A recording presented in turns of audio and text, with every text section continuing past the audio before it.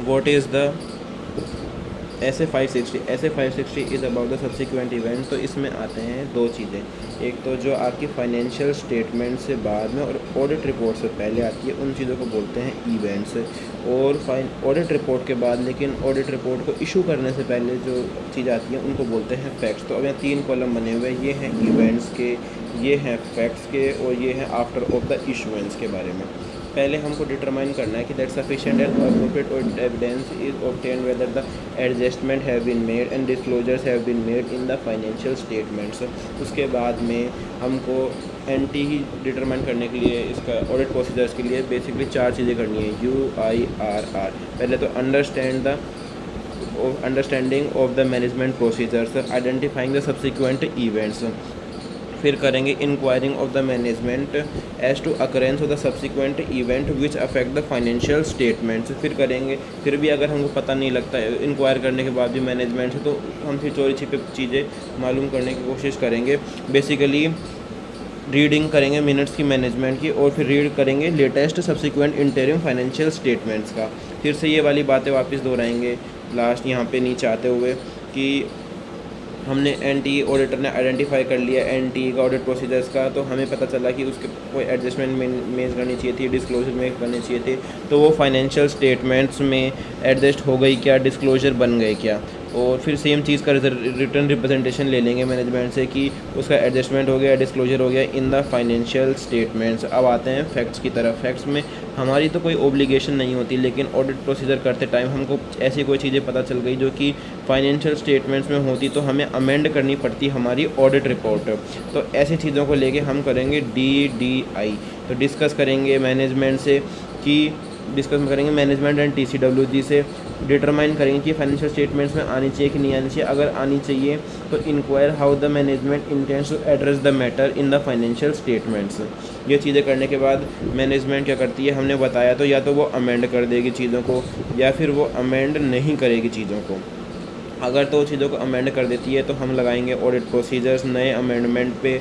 Audit procedure लगाने के बाद एक्सटेंड करेंगे न्यू ऑडिट रिपोर्ट की डेट तक, क्योंकि अब एक new audit report date issue होगी, क्योंकि न्यू फाइनेंशियल स्टेटमेंट है, क्योंकि अमेंडमेंट हो चुका है।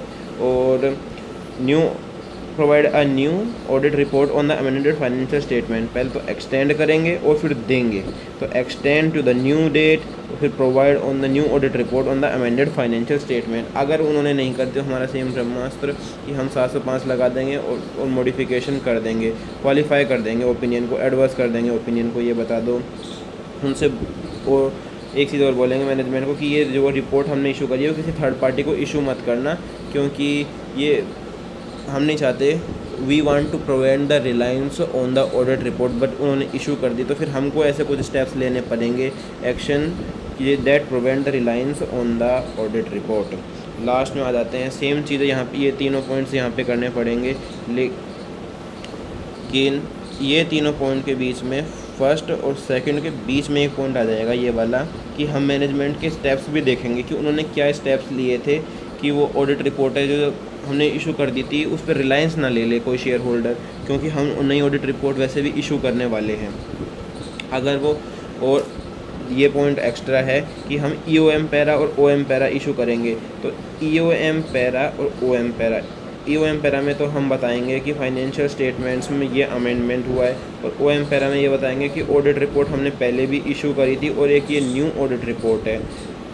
अगर मैनेजमेंट अमेंडमेंट नहीं करता है तो फिर हम फ्यूचर बोलेंगे कि ऐसे कुछ स्टेप्स लो, कि उन्होंने नोटिफाई कर देंगे उनको कि ऐसे कुछ स्टेप लो जो कि प्रिवेंट करे फ्यूचर रिलायंस पे ऑडिट रिपोर्ट की। अगर वो नहीं करती है तो फिर हमें वो एक्शंस लेने पड़ेंगे जैसे यहाँ पे हमने लिए थे।